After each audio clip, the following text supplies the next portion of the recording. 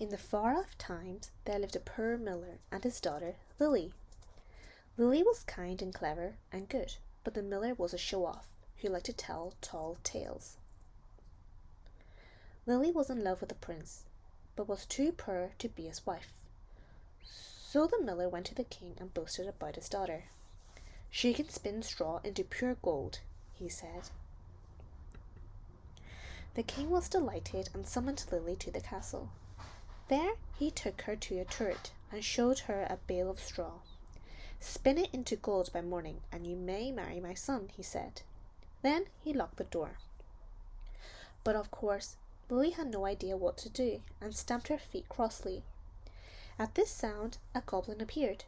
"Give me your necklace, and I will spin the straw into gold," he said. Lily's necklace had belonged to her mother, so she did not want to give it away. Yet she did want to marry the prince, so she agreed. The goblin was as good as his word and spun the straw into reels of gold. The king was pleased, but he was also greedy. He took Lily to another turret with 2 bales of straw. "Spin it into gold by morning, and you may marry my son," he said. Then he locked the door. Again Lily stamped her foot, and again the goblin appeared. "Give me your ring, and I will spin the straw into gold for you," he said. Lily gave him the ring, and the goblin spun the straw into reels of gold. The king smiled, and when he saw the gold, but it made him greedier again.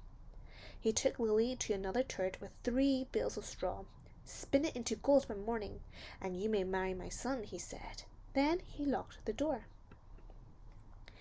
Lily again stamped her foot, and again the goblin appeared. "I have nothing left to give you," she said, "but I need your help." So the goblin thought and replied, "Give me your first child, and I will spin the straw into gold." Lily, who did not much care for babies, agreed, and the goblin spun the straw into reels of gold. This time the king kept his word, and Lily married the prince. The years passed, and in her happiness Lily forgot that she did not much care for babies. She and the prince had a little boy. They called him Tom. Lily also forgot her promise to the goblin, but the goblin did not forget. On Tom's first birthday, he came to the castle and said, "Give me your baby." Lily could not bear to be parted with Tom, and offered the goblin gold instead. But the goblin said Tom was the only treasure he wanted. "But as I have told you, Lily was a clever girl. If I can guess your name, will you let me keep Tom?" she said. "I will give you 3 days," said the goblin. "But you will not win. The child will be mine." Lily set to work. On the first day, she wrote down all the boys' names she had heard of. When the goblin came that evening, she said, "Is your name Adam?" "No," smiled the goblin. "That is not my name." "Is it Ahmed?" asked Lily. "No," smiled the goblin. "That is not my name." Lily tried Akeem and Antin and Hassan and Hans. Each time the goblin said the same thing. "No, that is not my name." On the second day, Lily went to the castle library and wrote down all the boys' names she hadn't heard of. When the goblin came that evening, she said, "Is your name Achilles?" "No," smiled the goblin. "That is not my name." "Is it Axel?" asked Lily. "No," smiled the goblin. "That is not my name."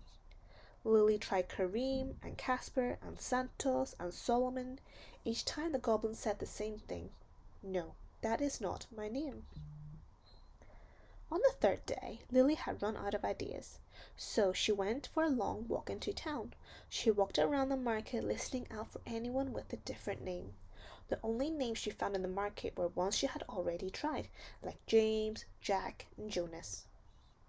Lily had almost given up hope when she saw market stalls selling reeds of thread. A little man was singing to himself as he stacked them in neat piles. He sang, "My name's not John, my name's not Jim, my name is Rumpelstiltskin." Lily smiled because she could see that little man was the very same goblin who wanted to take Tom away.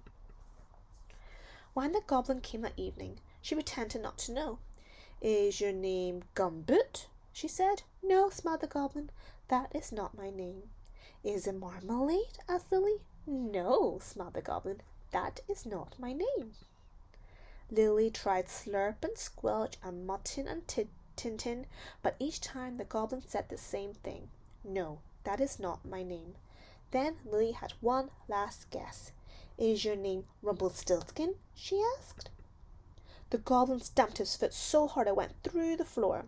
He pulled it with all his might, but it was stuck fast. Lily offered to help him, as long as he vanished forever. The angry goblin disappeared. Tom stayed in the castle with Lily and the prince, and for all I know, they are living there still.